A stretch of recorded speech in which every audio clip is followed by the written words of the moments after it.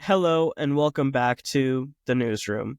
Today, we have an awful show planned for you with nothing but terrible things. Why are you still watching? I don't know. But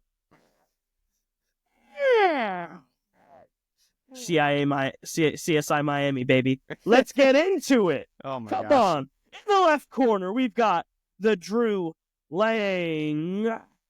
In the right corner, wearing his team's beanie and shirt, we've got the Spencer, the Fennel. And Some in call the me the opposite Big. corner is all the Eagles fans because they suck.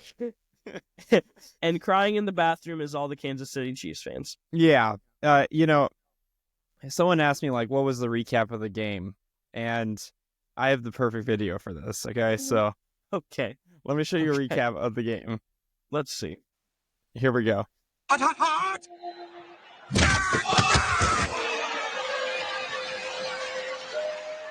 Hot, hot, hot, hot, hot, hot, hot!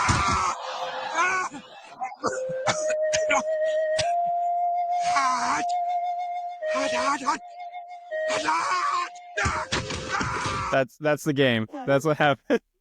Could you imagine being so close to a three-peat, making history, and then getting upset that bad? Like, Yeah, I don't man. even necessarily think it was an upset. I think people thought the game would be close. Yeah. I thought yeah. it would be fairly close, especially after what they did to Washington. Mhm. But I don't think I quite expected up 24 by half, and they only scored like 20.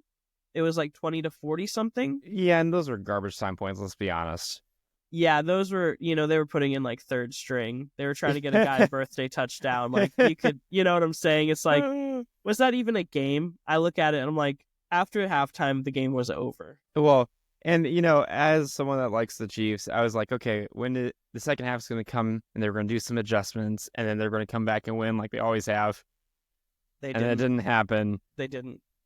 And after this point, I was like, oh my gosh, at some point, our mutual Eagles friend is going to send me a message.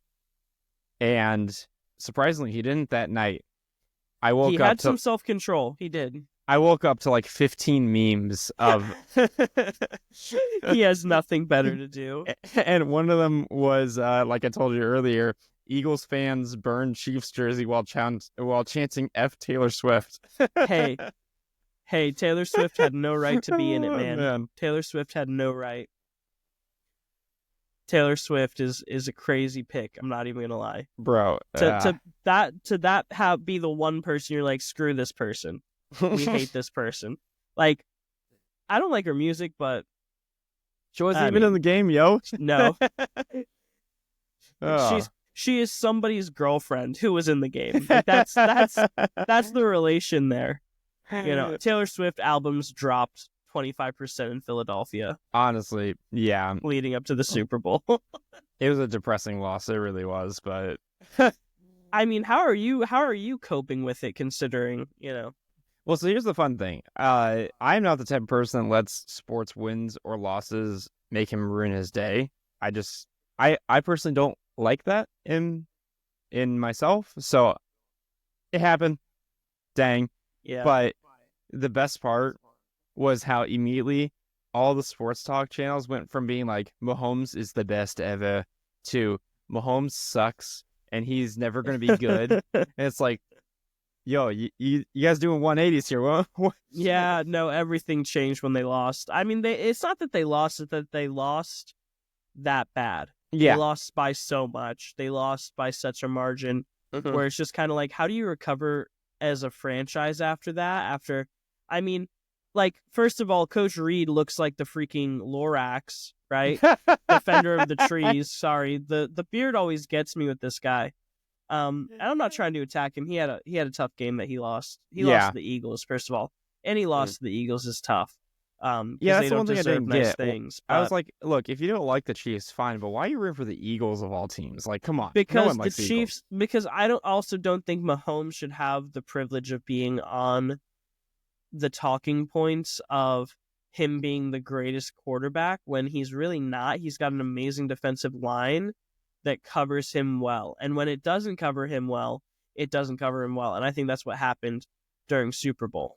Well, I would agree, but also like for those that don't understand, He's got great blockers. That's what makes him great. No, oh gosh, no, it's not that.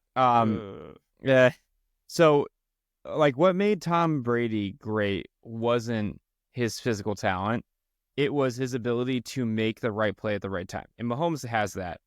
The issue is when you're being rushed by 4 people and the team never blitzes and they're pressuring you every other time. There's not really like I'm not saying this as like a Mahomes guy. I'm saying this as like statistics. You can't survive that. Now, did he play badly? Oh, yeah, that's his worst game that he's played in a big spot ever. And I'm not using that as an excuse. Like, He could have been better, and he didn't, and he sucked. No, I would argue that it's not his job to make those changes. It's his coach's job who didn't do it. But, yeah, like with any team still, sport, he has the captain role as QB, so there's a certain level of responsibility that falls on him to make those on-the-call changes. And we watched it. This last Super Bowl, we watched him get blitzed. We watched him get rushed by 5 people, and they didn't make a single change the whole game. Here's a little misnomer, and then we'll kind of talk about Mahomes. He never got blitzed. The other team didn't blitz him one time. Yes. So, like statistically, I'm going back to the game now. I know. So Did he not get blitzed a single time? No, he didn't get blitzed a single time, and they pressured him 50% of the time. So that means that now he has, basically, he's playing 4 receivers versus 7 defenders. So that's not really working out well. One thing I do respect at the end of the game is like, it's all on me, man. I could have done better and I didn't, and this loss is on me. I respected that a lot. That was pretty cool. That's crazy. It didn't even register. They didn't blitz him at all. Yeah, that's what it like. You can't. And again, like this isn't a thing of saying like there's no ownership on him, but you physically cannot win games if you're losing every battle and you're not even being blitzed. That it's just not possible. I think there's certain changes that needed to happen that didn't happen. Obviously, I'm not a coach. I'm not professional. I don't even watch football unless it's my team or the Super Bowl. So, maybe I don't have the best frame of reference for things. Also, for the record, my beard is natural. I don't dye my beard. Yeah. Those weirdos in the comments. Dude, on the TikTok comments, I was reading them and I was like, it was the Princess Bride story. And I was like, that's crazy that like, it's just an opinion. He's like, get your beard lined up and make sure your dye matches your natural hair color next time before you start talking about the Princess Bride. I'm like, bro, it's a movie. My eyes work just fine. My brain doesn't, because I didn't realize I'm not even gonna lie. I read one of the comments. It was like a revelation to me. It was talking about how it was like an unreliable storyteller telling the story like the grandfather, and I was like, I never put that together all the times I watched it. Come on, man. I'm not even gonna lie, but let's be honest though, some might when we get flamed in the comments and they're good, I'm just like honestly kind of impressed. I'm impressed that he went for the beard, bro. Yeah. Like, I'm just impressed that he had the like guts. And then I looked at his profile and I was like, man's got a nice beard. He knows what he's saying. Does he? Dude, yeah. You seen his TikTok profile? He has a nice beard. I to be honest, I wasn't looking at people's TikTok profiles. No, I looked because I'm like, who is this guy?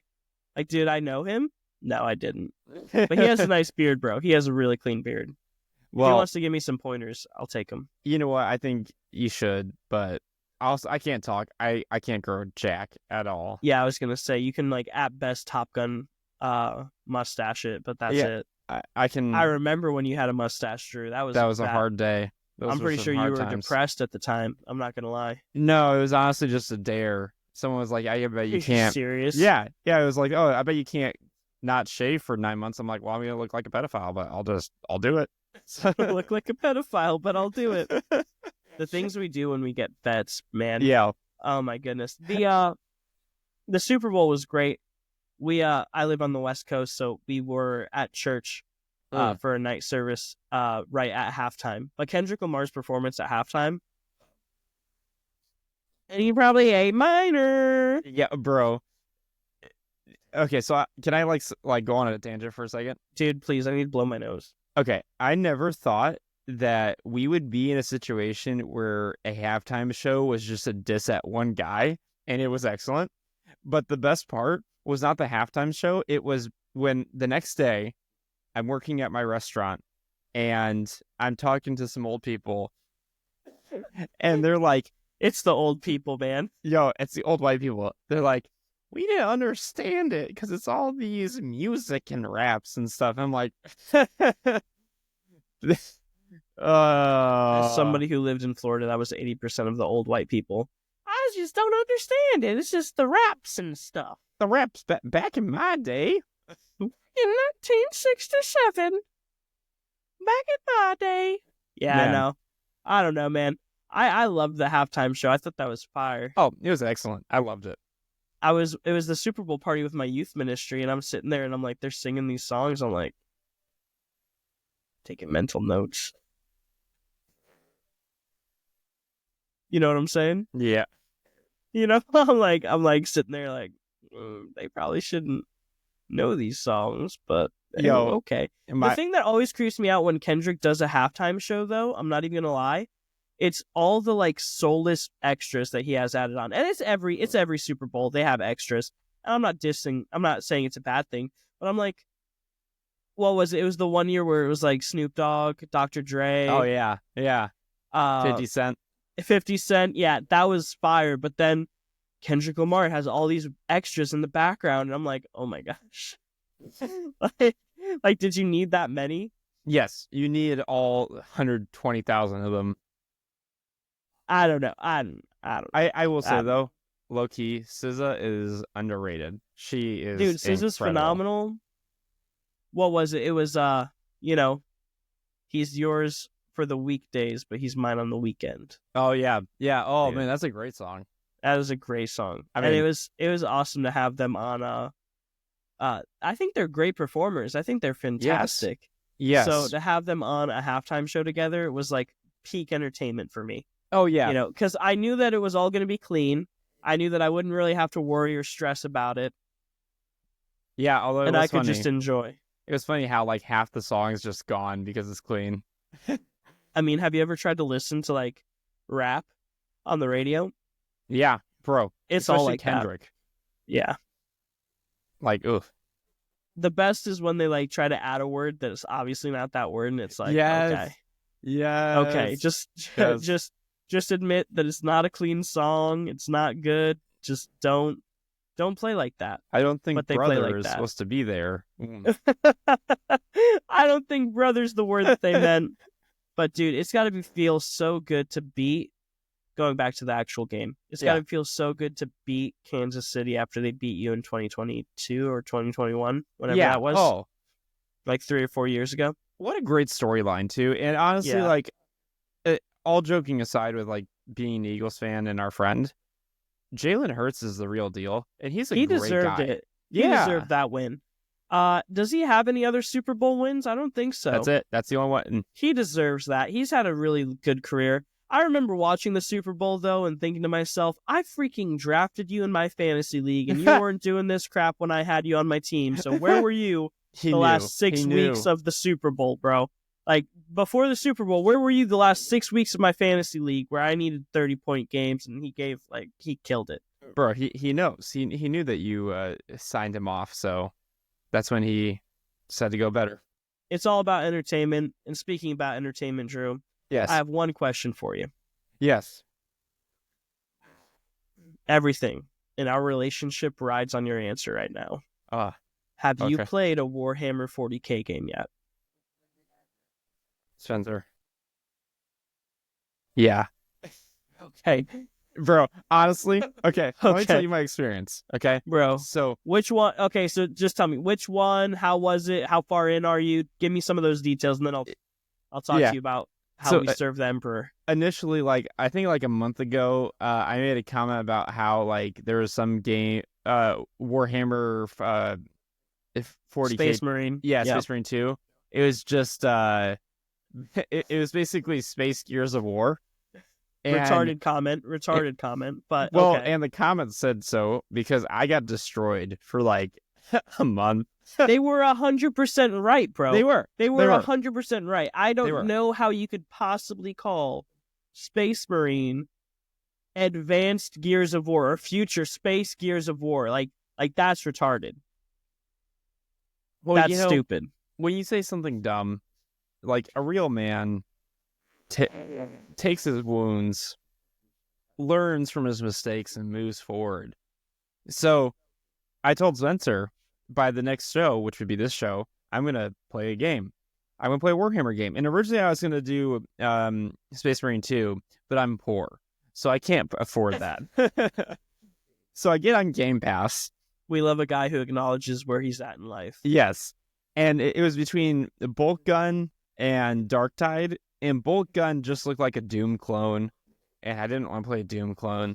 So I download Warhammer 40k Darktide.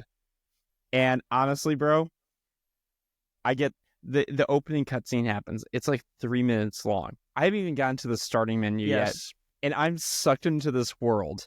I'm like, dude, this is Left 4 Dead with Call of Duty and like mixed together. Oh my God. And then I get into the game and I'm cackling in laughter from just doing the joy of destroying your enemies for the Emperor. Long live the Emperor. Oh my gosh. Long live the Emperor. It was so good. And the worst part, I didn't tell you this part. I log into the game, and immediately when I log into the game, I was playing with Cloud Gaming, and the servers went down immediately when I logged in. I was like, this is God's reason for me not to play it. So I kept logging in, and it kept going down over and over again, so I could only play in like 5 or 10 minute increments, but it was so good that I kept logging in just to hear it. And now you get to play it for the rest of, the couple days that you have, bro, and you get to enjoy it. It was so amazing. We're recording this on Tuesday, so you'll have Wednesday, Thursday, Friday, Saturday, Sunday, Monday, and then I expect you to be done with the game by the next show, and I expect a review. Don't tempt me, because you know how I am with games. I can hammer them out. I know, but this is like a 40-hour game. This isn't like a full-time job. Yeah, I don't know if it's. I actually haven't played Darktide, but I've played a lot of Warhammer games. I have all of the RTSs on Steam, and so I love them. They're fantastic. I just thought it was so funny. Marine. I like started the game like, oh, this is kind of cool, and then by the end of it, I'm like, for the Emperor, for the Emperor. It's like Helldivers 2. Yes, for democracy, but you're for the Emperor. Yes, yeah. The way I see it is, my first experience with a Warhammer game was on an old crappy computer where I downloaded Space Marine 1. And I played it in like 15 FPS at times. 30, I think, was the max I hit. And, dude, so worth it. And I played it again on a new gaming computer. Even better with no lag. Oh, man. I'm kind of jealous. Marine. Yeah, and then I got number 2 recently, so I'm playing through that right now. Like, I want to finish it because there's supposed to be more expansions coming out for it. I'm all for it, man. I'm absolutely all for it. We can actually play Darktide together. It's cross-platform. Really? Darktide. Huh. Well, I wonder if that's gonna happen here, Drew. If it goes on sale. What do you mean if it goes on sale? I mean, would you buy it if it was on sale? If we could play it together, Darktide, 40k Darktide? Yeah. It's like $40 right now, Drew. Oh, it came out like last year, I think. I'm gonna get the DLCs and everything. Not the soundtrack. That's retarded. But bro, yeah, it was excellent. If you play Darktide with me, if you can make a commitment to play it with me, I'll buy it and download it right now. Let's do it. All right, start the gaming channel, Drew. No, it's gonna be fun, man. I love Warhammer. I'm all for the Emperor. And you know what? I retract all my old comments. Like you should, because that was stupid. That was stupid. And now I've got to watch The Princess Bride and see if I retract my comments, but I really don't think I will. The internet loves like a good hot take and loves you taking it like a man if you're wrong, Yep, take it like a man. Yep. Yeah. If you're wrong, you're wrong. I really don't think I was wrong with The Princess Bride, but now I got to watch it with the understanding of of the actual Princess Bride storyline. I haven't seen the Princess Bride in so long that I will refuse to comment, but I do remember it was pretty funny. I felt like it was the Office humor where it's like you either got it or you didn't. That's probably true. I mean, and for some of it I didn't get, but some of it I laughed, and some of it was really fun. That's why I kept saying like I had to. It felt like I was suffering through it to get to there. But I'm glad you didn't feel like you were suffering through Warhammer to get to that enjoyment part of like this is amazing and fun. No, bro. It should make you feel like a superhero. Yeah, it does. I mean, I didn't even get to the actual playing the game first, and I was just in the cutscene. I'm like, I'm in. Let's go. And I felt so bad when I first got rejected from the internet. I'm like, no, I can't do this. I need to have this. What was it like to be rejected, Drew? You know, it hurt. Yeah, I didn't know how to handle it. I had to walk outside. I went to therapy afterwards, and therapy afterwards, and you were like, a video game. Why doesn't Warhammer want me? Why doesn't Warhammer want me? That's crazy. Oh my goodness. No, I'm not even gonna lie. I think that's what we're doing tonight after the show. No, we are not, because it's gonna be midnight by the time that I'm done here, and I want to go to bed. Not for me, man. Not for me. Yeah, lucky. Jeez. They ain't like us. Not like us. Not like us, man. Dude, I love Warhammer. I'm glad you picked it up. You want to talk about video games really quickly? Yeah, sure. What do you got, man? What do you got? Mario's sidekick. Luigi. Oh, that transition though. The transition. Bro, so for those to peek behind the veil, we actually we have like a slight reference of, hey, we'll talk about this story. But usually when we do that, if Spencer brings up a story, I don't know what he's going to say. I legitimately thought like, oh my God, there's another story that I completely missed about video games. So you legitimately got me. I know. And that's why I did it. Oh my goodness. What's up with Mario's brother? So Mario's got, Luigi's got some issues. Let's just say that. He's no longer a plumber anymore. No, he's in jail. He is stamping license plates in a factory now.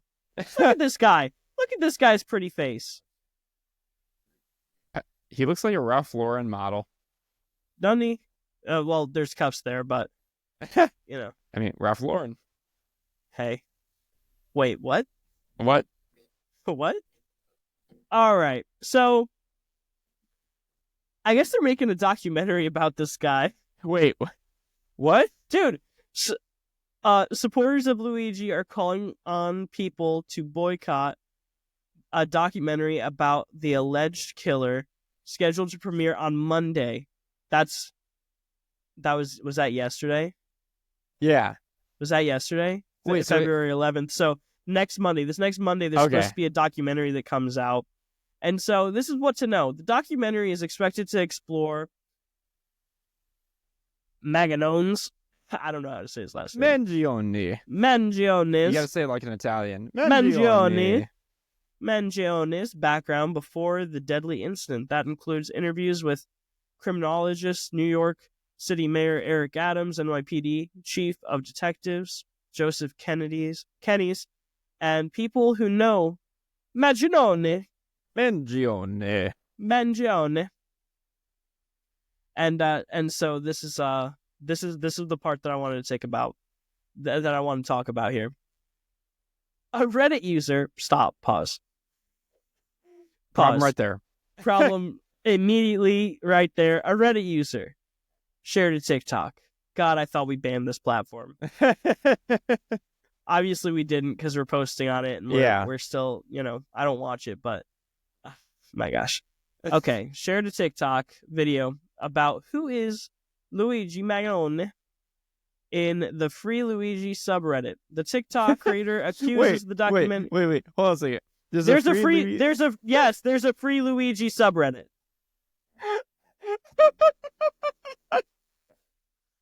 Can I just pause? Can I just say that if there was a free OJ Simpson subreddit, people would lose their ever-loving mind. But because it's a guy that looks good and isn't black, they're willing to do a free Luigi subreddit. Just saying. Well, and Just because saying. he didn't hurt the people, he hurt a corporation guy. Like, if it was the Boston bomber, everyone would be like, okay, hold on a second, stop it, you know? No, dude, people idolize the Boston bomber. Wait, what? Dude, people, like, not everybody, obviously. I don't think it's the vast majority of people, but there any type of serial killer or local terrorist, like, I think of people like the Unabomber, killed innocent people. That's they true. have people that idolize them for years and decades. That's true. I didn't even think about that.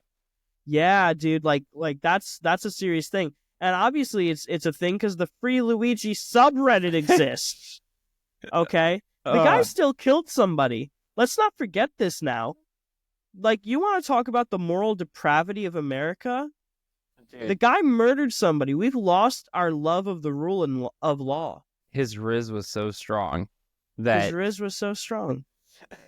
He had to lower the mask to flirt with the girl and wink and do all the things, you know? The cab driver was just looked too good. Honestly, man, like, I don't even know what to say about this because I truly did not expect there to be a free Luigi subreddit. And that is why we're talking about it right now, Drew. Fair. Because this is insane. Fair. The TikTok creator accuses the documentary creators of trying to control the story before it even reaches the courtroom. Imagine going through jury selection and one of the questions is asked, hey, did you watch the documentary? No. Hey, are you a part of the free Luigi subreddit? Okay, you are? Did you watch the documentary? I mean, it's not to like get all serious. I'm having an aneurysm over it, bro. That's crazy. Like, this is crazy. I mean, let's be honest here, man. The people have waged wars in the court of public opinion way before this documentary, and they're going to do it way after this documentary. This documentary is not the big deal. Like, they've done this before multiple times. So personally, I'm like, why are you making a big deal about it now? This has been a consistent thing. This was the thing with Johnny Depp and Amber Heard happened. Yep, exactly. It's been, I mean, anything to do with public opinion. If you win the public opinion, you most likely have won at least one of the jury members, even if they admit or don't admit to it. Yeah, exactly. And honestly, I don't think it matters how likable you are. If you've shot somebody allegedly. Yeah. You know, like you are accused of murder. If there's enough evidence, you should go to jail. I don't necessarily think that's right if they don't. If a murderer stops going to jail because public opinion says, hey, the guy deserved it, then let's let all the sex offenders out. Let's let every single rapist out, every single pedophile. Line them up in the streets and shoot them. I love these hot takes. Because if it's just by the crime, I don't think you can rehabilitate a pedophile. You can't.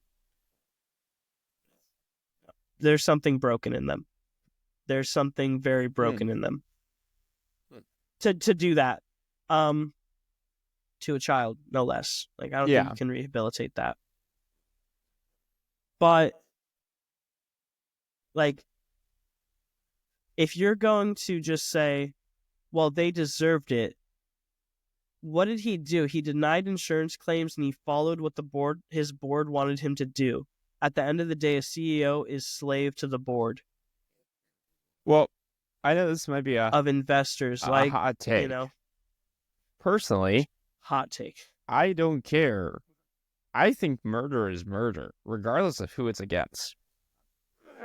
I don't know why that has to be a hot take, though. Shocker. That's just common sense. If you killed somebody intentionally, you know, it doesn't matter if they're rich or poor or beautiful or ugly. Like, murder isn't justified if the person's ugly. Like, it's murder.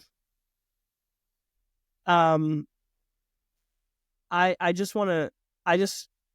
The point where I was going about the pedophiles and about sex offenders and things like that is this.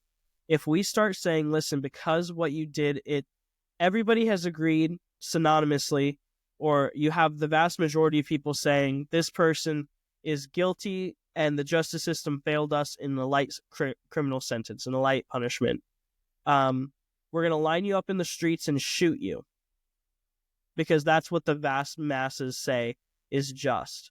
We no longer live in a just society. If this guy gets off, and there's enough evidence to prove that he murdered somebody, it's safe to say you no longer live in a just society, and we might as well do what I suggested, which is bring all the pedophiles out of the prisons, bring all the sex offenders out of the prisons, and we might as well shoot them all. Because if you're judging it by if you destroyed somebody's life, if that person's life now no longer matters, which is what people are saying with the healthcare CEO, well, he destroyed people's lives by heading a company so vicious and so cruel to deny insurance claims and really devastated people's lives. A sex offender devastates somebody's lives. A pedophile devastates somebody's lives. So let's go ahead and shoot them too. Hot take. Can I give another hot take? Where are we going as Americans? Where are we going? Here we go. This might shock you.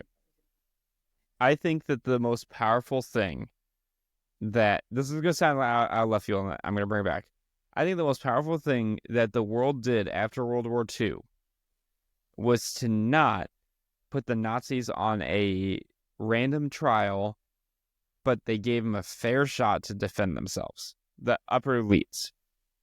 And what they basically said was, even though you've done horrible things, we will treat you with the dignity and respect that you can actually defend yourself. Now, we all knew, like, yo, these guys, they messed up. But these guys are freaking guilty. Yo. These guys are freaking guilty, bro. You're so guilty, Helen Keller can see you. That's crazy. You're so guilty, Helen Keller can see you. But even then, though, like think about it. In other places in the world have had a history of when they find someone that they're guilty, they just make a fake trial to show that they're trying to be impartial. But we already know the verdict. But the world actually gave a fair trial to certain Nazis that happened to, start the Holocaust. Like, that's actually a sign of dignity and respect for humanity. Right. I think that's missed. So, with that being said, I think that whether you feel like the healthcare CEO was a good guy or a bad guy, like, he deserves to be, Luigi needs to be, like, treated as if he killed a guy, because he did, regardless of whether you like the dude or not. Right. And to a certain point, there is innocent until proven guilty. Yes, of course. But I'm going to stop there. Innocent until proven guilty. Okay, he's innocent. But say there's enough evidence to prove him guilty and the jury doesn't. That's what I'm saying. If the jury ends up finding him not guilty and there is enough evidence to prove that he did this thing, then we no longer live in a just society. We live in a what's true for you is true for you society, and what's true for me is true for me. Okay. And it's all relative now. And if everything's relative, kill the pedophile, kill the freaking sex offender. I go back to that because if everything's relative, like, and I just want to bring up one comment from the news story, and then we can go into your next hot take about this. And I want to give an opinion, but go ahead. How can anyone justify murder? Ooh, Mick Irish saying it correctly. Hey, PIRM Hearn says Perm. It has been said that some of the villagers are in agreement with the murdering outlaw Robin Hood. Dang. Most people support murders. A lot of murder happened in the United States Revolution before the U.S. government was legitimized by treaty. I'd like to see a source for that. Yeah, I think they need to put that in the Gulf of America.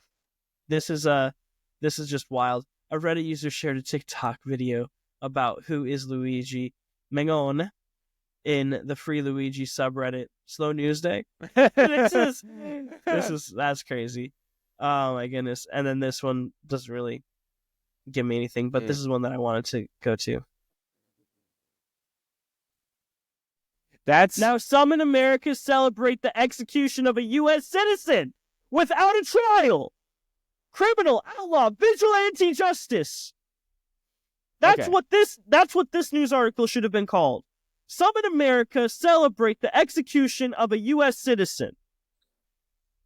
Because that's what it was. That's a good point, man, bro. Because that's what it was. It is.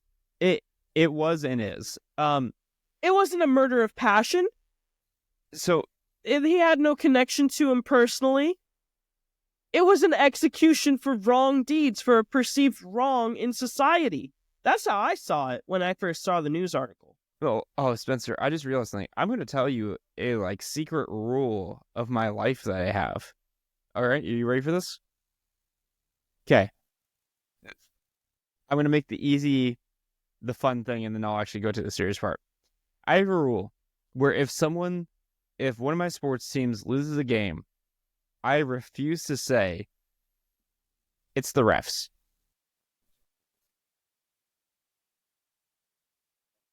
I refuse to say it's the refs. And here's why. Okay? No matter how bad the calls were, you were in the game and you sucked enough to not win the game. So therefore you lost. Okay? Okay. I have a interesting argument. Whatever. I have a second rule. Okay, this is where I'm going. Come from a guy who's a Kansas City Chiefs fan and gets the refs calls. Well, here's the thing. Kansas City didn't lose the Super Bowl because of ref calls. They lost because they sucked. Right, but they also won games because they got ref calls. So. Because they're better than the other team. Point being.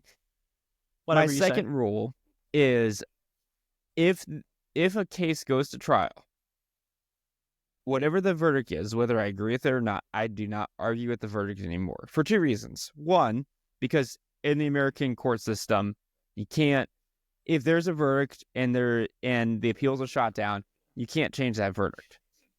So that's part of the reason. The other reason is there's a thought in my head of I'm not in the court, I'm not in the trial, I don't hear the actual sourcing or evidence or cases made. Right. So there are times where you hear all the outside stuff. Yeah. But in the trial, you hear the actual evidence. You're like, okay, he didn't do that. Right. Okay. For this situation specifically, if for some reason they say Luigi is innocent, even though I personally disagree with it, I'd be not fine with it, but I'd be okay with saying, you know what? Right. The court found him innocent. Yeah. And then what I should do is I should go and execute an American citizen called Luigi. Because that's okay. Yeah. Because that's what that judgment would say.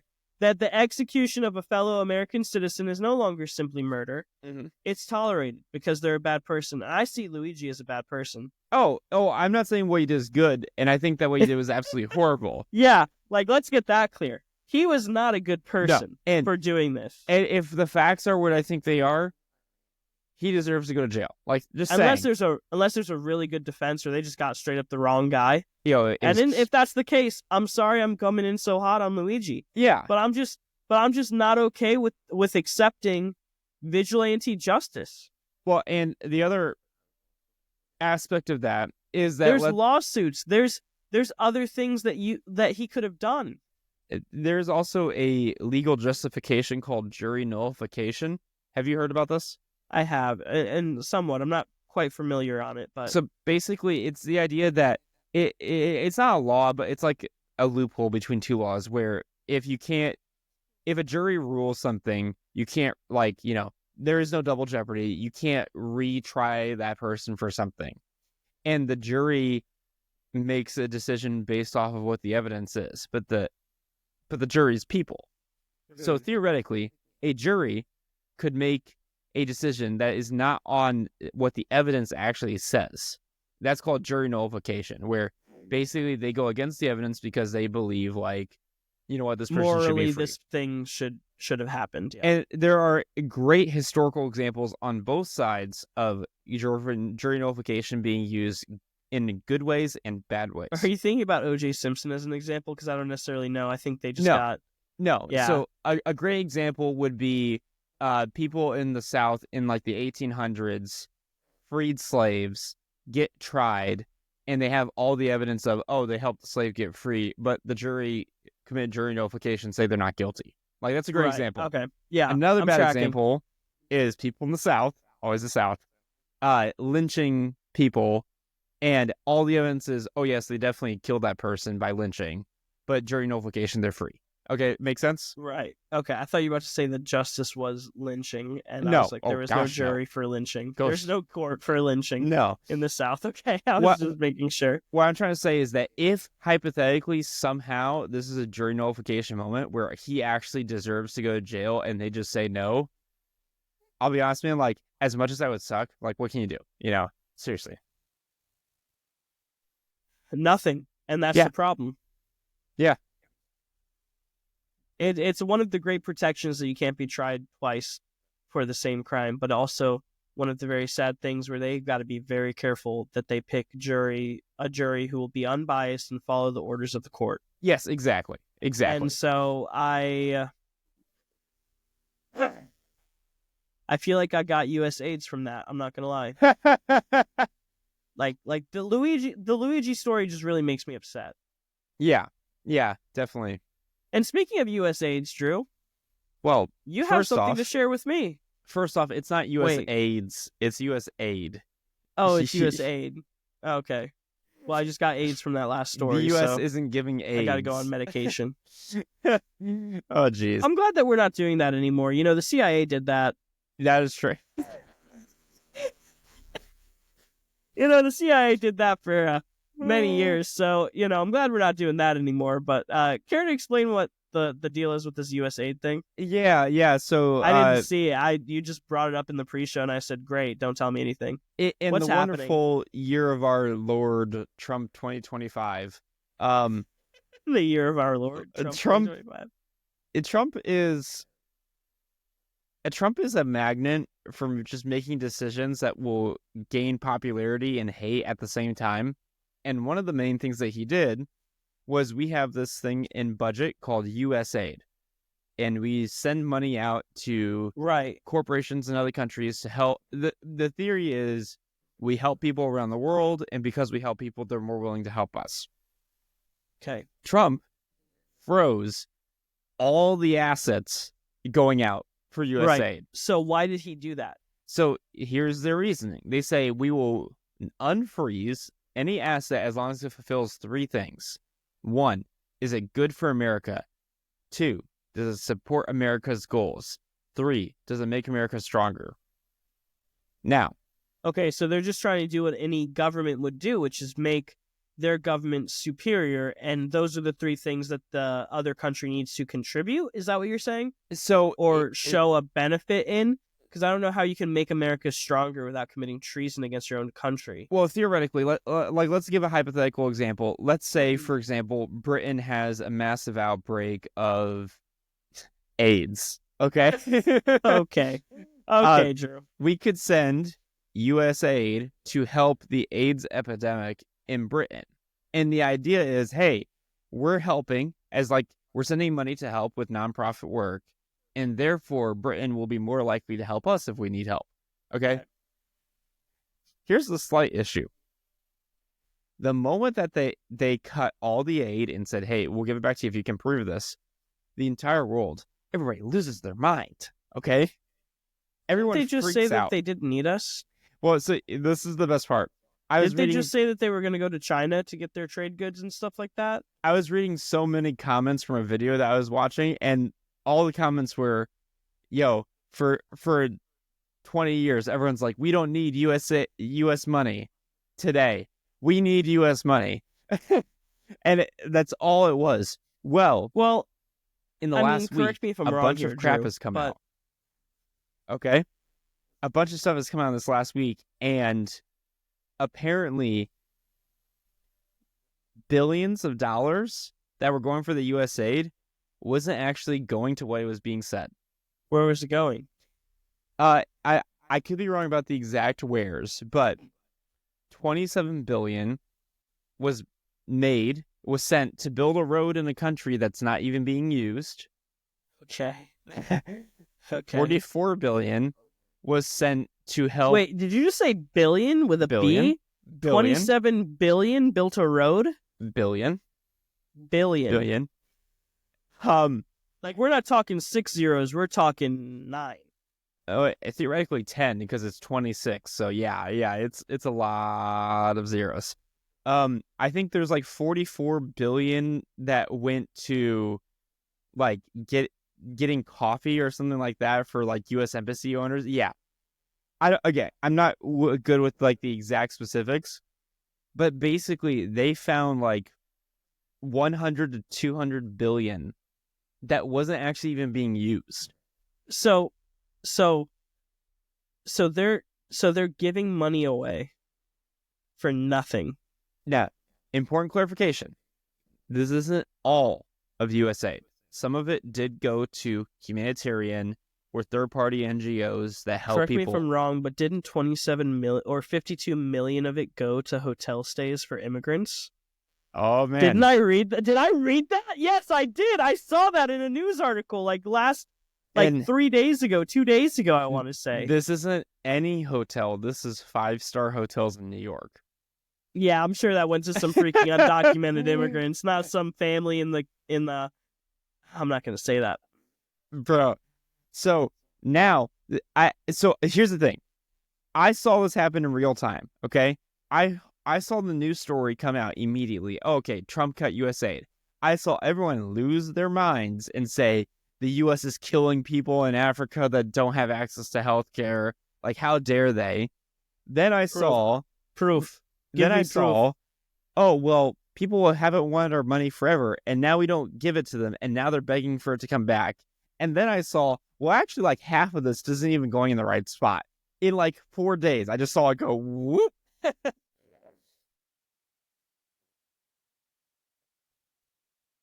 Is this a part of, like, Doge? This is a part of Doge. You know what Doge also did? That I think is absolutely retarded? They're offering buyouts to the CIA. Wait, what? Dude, they're offering to buy out government employees' contracts, pensions, and everything. like, not just government employees, the CIA. The Central Intelligence Agency. Intelligence is a 10-letter word. Like, do we really need it? You know the intelligence agency that warned about Al-Qaeda in 2000? In 99? In 98? Before the Twin Towers? Yeah, that one. They want to buy these people out of there. Yeah, bro, it's crazy. Can I read you the article? Yes, please do. Just give it to me. Okay. Okay. Were you done sharing about that? Because that's insane. Yeah, also, I just thought it was, by the way, I just thought it was so funny seeing everyone go from like, I hate the U.S. to, well, actually, it's a pretty good idea. So this is crazy. I don't think the CIA is a good thing. No. I think they've done messed up stuff, torture, obviously war crimes and breaking the Geneva Convention, but trying to convince people that they're psychics. But no, I'm not joking. You know that's a thing, right? MK or what is it? Yeah, MK Ultra. Yeah, where they gave people acid to try to get them to be psychic. Yeah, it didn't work. They just made drug heads. You know.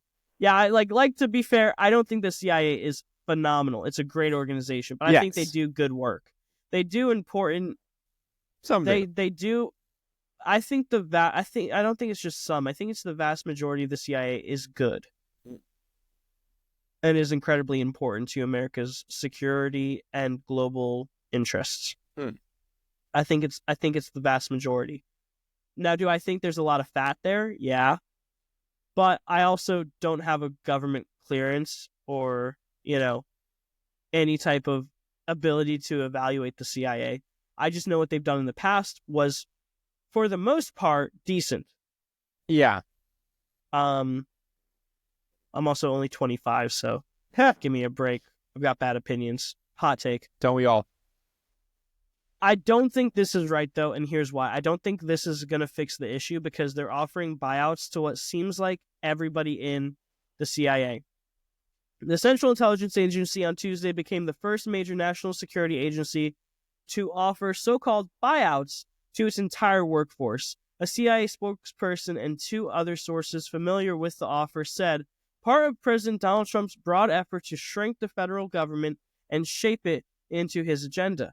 The offer, which tells federal employees that they can quit their job and receive roughly 8 months of pay and benefits, had up to until Tuesday today has not been made available for most national security roles in an apparent cognizance. Hold on. Are you going to voice that? No, sorry. My screen's bugging out for some reason. I don't know why. There we go. Knowledge, awareness, or notice. Okay, cool. Gotcha. I remember reading it earlier thinking, I should probably Google what that word is, but I didn't. Of their critical function to the security of the nation. So, what does that mean, Drew? What did you pick up from that? So, originally they didn't offer it to roles that were important for national security until today.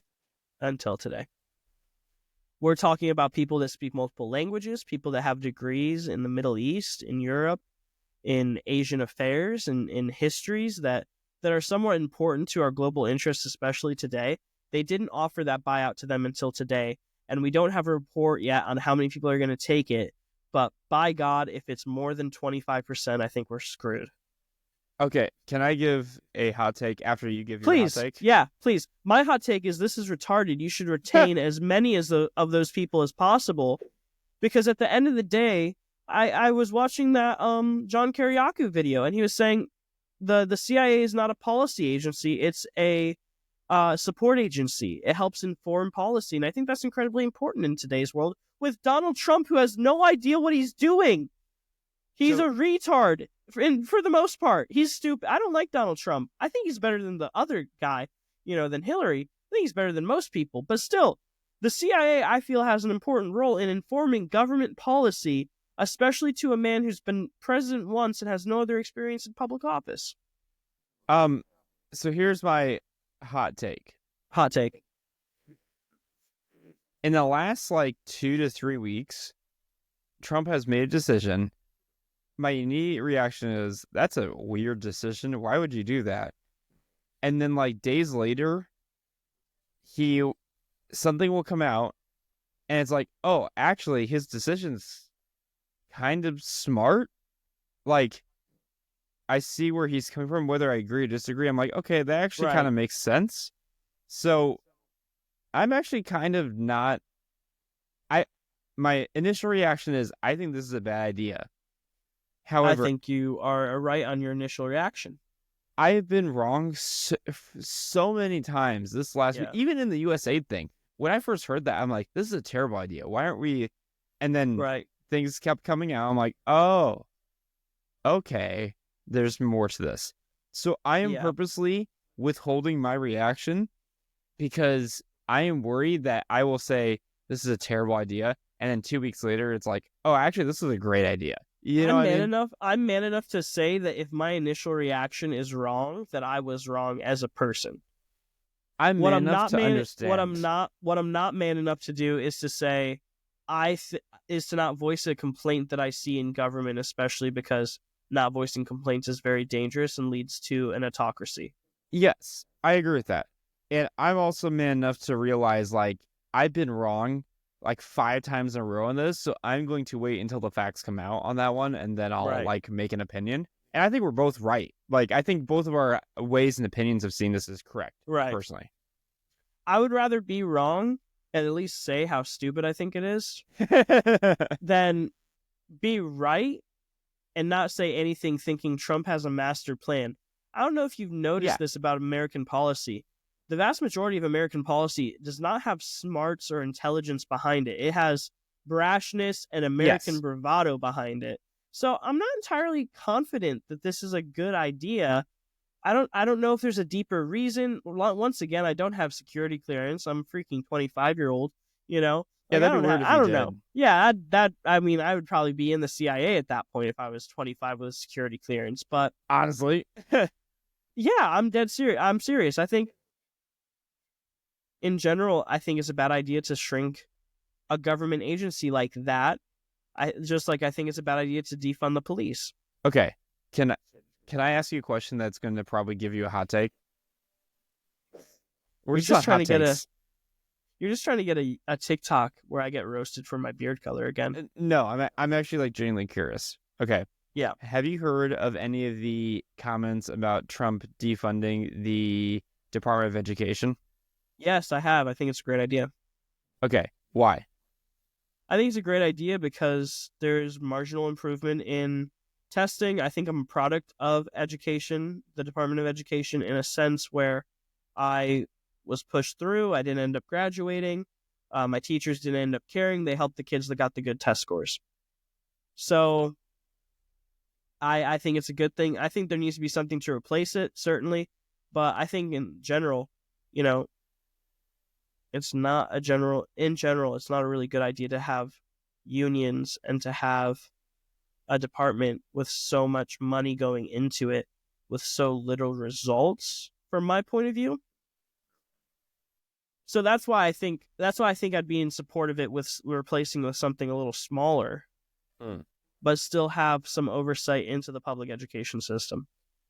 Okay, I think that's an excellent answer. Originally when I first heard about it, I was like, that sounds a bit radical. Like, I don't know.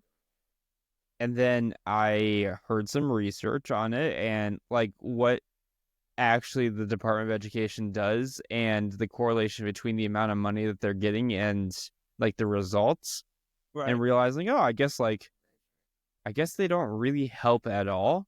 In general, like the per student testing scores don't really go up a ton. Yeah. Once you hit certain like it's like an investment in a student. Once you hit a certain level of money per student, it doesn't necessarily go up. Yeah. Past that, because at that point you're trying to reach beyond a student's ability to learn. Yeah. So I think like my opinion on that has also changed because originally when I heard it, I'm like, ooh, I don't know about that. And now that I've like heard some research, I'm like, actually, that kind of sounds like a great idea, to be honest.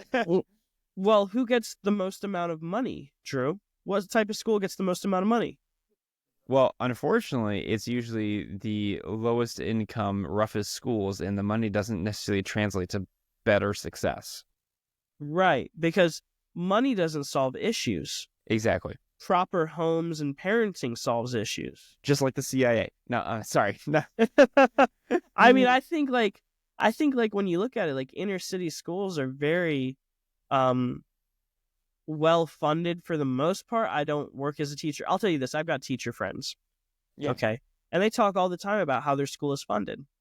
I sit there and I think they do like a quarter of their job is fundraising for their school. Yeah. Like a quarter of it is fundraising for their school or their department. There's not enough money for some of these schools. But then also I talked to a teacher in San Francisco. And she's saying we've got money, but the parents just awful. Mm-hmm. They don't participate, they don't get involved, they don't take an interest. And it's just, the teacher and the kid for 5 days a week, 8 hours max. And it doesn't lead to better results in education, I can tell you that. It requires parents to take an active role in students' education. Oh, definitely. That's an underrated that's not thing. The cultural thing, though. That's not the cultural consensus. The cultural consensus is delegate it to a teacher who's paid $47,000 to $50,000 a year at start, and then see how it goes. Yeah, that's the general consensus for the last 20 years. Can I like tell a quick story? Yeah, for sure. I don't know if you know this, Spencer. So I have been to both Christian private school and inner city school. Yeah. I did both. Okay. Yeah. By the way, which I thought was actually really good. I feel like I have a very good perspective on both worlds because I've experienced both worlds. The private Christian school, the parents had a lot of money. The school did not. Right. The inner city school, it was the opposite. The parents did not have money. The school did. Right. And it was interesting because when I was at private Christian school, I was an above average student. I was decent in my class, but I wasn't like the top. Okay. The moment I went to inner city school, I immediately like went to the top of the test scores. Like I was, but I wasn't really trying. But at this school, what the one thing I noticed was that the teachers didn't necessarily care about me being better as a student. What they cared about was a good test score.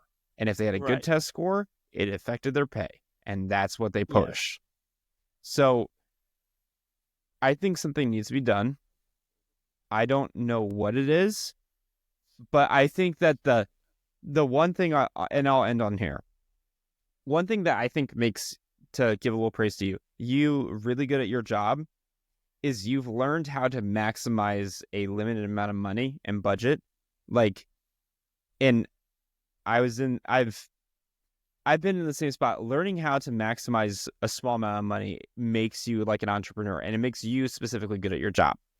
When you have an unlimited budget, or a budget where if you don't spend it all, you lose extra, I think it makes you lazy. So I think reducing money actually will help the schools be better overall. I don't think that it is I don't think it's just that simple. Okay, interesting. So, yeah, not having money does make you more innovative in some ways. Yes. But let's be fair here. Money makes the world go freaking around. Yeah. Okay.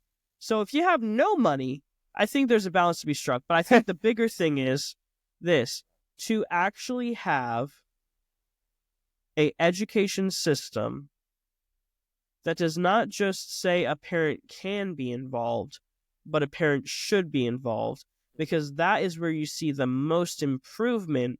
You're a savant, Drew. No offense. You're not the average kid. You're not the average student. Okay? So No, I appreciate your story, but I don't think that's the story for most people. Now, I had an involved mom, and I went to a public school, and then I did homeschooling for a few years, where my mom was not so involved. I failed. I didn't do math for 4 years straight. Don't tell the government. My mom will get arrested, right? I won't say anything. Yeah. And then I went to a private Christian school. I went to multiple schools when I was in Florida, and I can tell you this: I hated every single one of them. I didn't hate them because I didn't like school. I hated them because I wasn't understanding anything. And only when I actually went to a school where I understood something and my mom played an active role in my education did I start to succeed. I went from C's all the way up to A's. My first year in school. My first year in like full-time school, because during those 4 years, I was in and out of schools. We tried everything. I just didn't like it. And so it was only when my mom had actually started helping. I had severe dyslexia. Kind of discussed on the last podcast, I think. Yeah. I found this out out of the blue. Right, yeah. So I'm dyslexic, Drew. Oh, I thought you always joked about that. No, I didn't. I have severe dyslexia. My mom had to come into school with me for the first 2 years that I went to this private Christian school and help me read. I was illiterate, Drew. At age 12, I couldn't read. I could read some things, but I couldn't read for a long period of time. I couldn't understand a textbook. I required my parents' help to actually succeed in school. And then once I started succeeding, her role diminished very quickly. By freshman, junior, sophomore year, she was gone completely. In senior year, it was just me. Right. So probably sophomore and junior year, she was gone completely. And then senior year, it was all me from sophomore, junior on. I still didn't graduate. I still didn't graduate, but hey, turned out okay. It worked out. I learned the skills that I needed to learn, but when you want to talk about the education system, even the private education system is a little broken still. Yeah, I'd agree with that. I mean, I don't support private. I don't support public. I think homeschooling is the way to go. I think teaching a child discipline to do their work that they have to get done, is a valuable life skill that I never was able to learn until I was much older. I think training kids to be less on working a 9 to 5 and being more self-starters and entrepreneurs is just smart in general. Who's going to work the factories then? Well, I'm not. I don't think every kid's going to be that. Is what I'm trying to say. And I'm not disparaging that either. I just think that the public school system is so good at getting us to think like, okay, we go into our 9 to 5, and you and I both know, because realistically, youth pastoring is entrepreneurship in a sense. Like the amount of work that you do is that. Right. I think that ability to problem solve, that has helped me more in my adult life than like working a 9 to 5 job, if that makes sense. I would agree. But also, I have students right now in the youth ministry who straight up do not want to do anything other than potentially be a crop duster, like fly planes and crop dust. I'm not joking. Yeah. And that's their dream job. And then I've got other kids who want to be an actress or an actor. Yeah. Right? Or go on Broadway, and that's their dream. That's what they want to do the rest of their life. And I'm sitting here like, not everybody wants to work a factory, but also not everybody wants to do their own thing. Exactly. You know?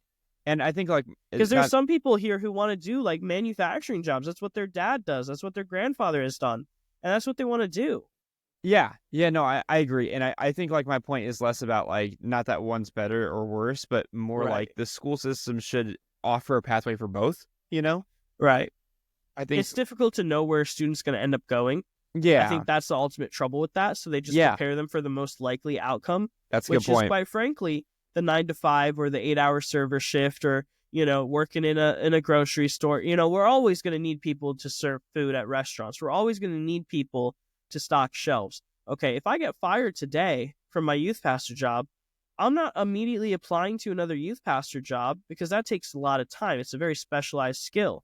What I'm applying for is a server, or to go and stock grocery shelves, or to work at deli, or to work fast food, whatever it takes to pay bills, right? And so school prepares you for that. Yeah, and I think a good example is also like me. The differences between me and my sister. My sister works at Whole Foods, has worked at Whole Foods for a long time. Right. She's like kind of up there in, you know, and she has no interest in starting a company or anything like that. Which is awesome. Like, she found her niche. She likes it. She does a good job. She's amazing. Yeah. I could not do that.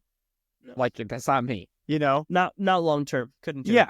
Yeah, I could do it for a bit, but like where my heart is like in creation and stuff like that. And I think that it was freeing for both of us to recognize like that's who we are in both ways, you know? Yeah. I think every person... Excuse me. I think every person is extremely unique. Yes. But you have to prepare them for the eventuality of a standard, of not just a standard life necessarily, but not everybody becomes a millionaire or an actress or a crop duster. Hard times.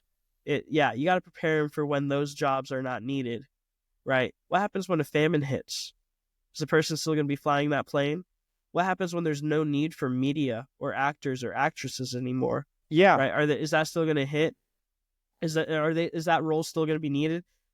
My biggest issue with trying to prepare somebody for that is that they might have a passion for it young, but then they might lose that passion really early into a career, and you've prepared them for nothing else in life.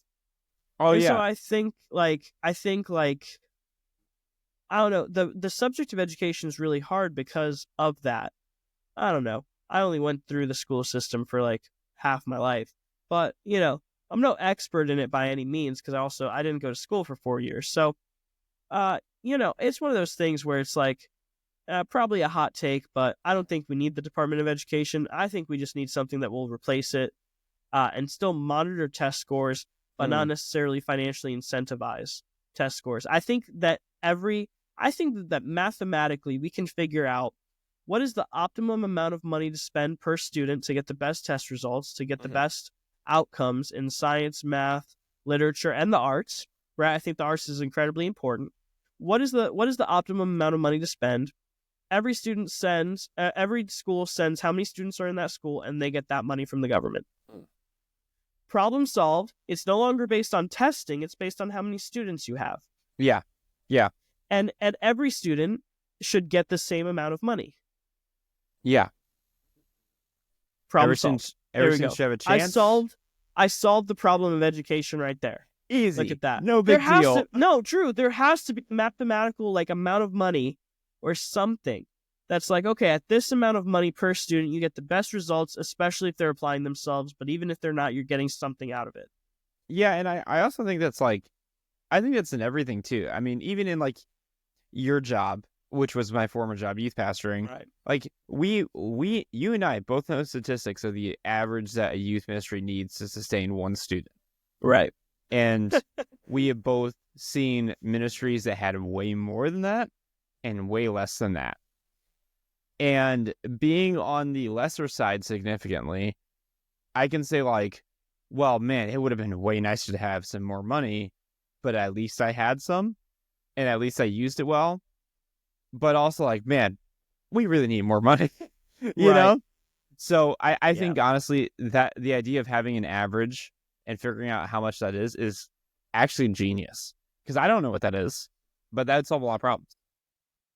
It would solve a lot of issues, I think, especially with this idea of like, oh, well, you know, my school is not getting enough per student. Well, what is I don't even think the government's decided, well, what is enough per student? What does that even mean? What is enough per enough student? per student. What is that financially? And I still think that you could throw as much money as you want at the problem. If the parent's not involved, the parent's not involved. And that's going to affect substantially a student's success or failure rate. And here's what I do. I would go find the highest performing schools in the country. I'd figure out how much their budget is. I'd raise it by about 5 to 10%, and then I'd make it that. Per school? Yeah. Well, that...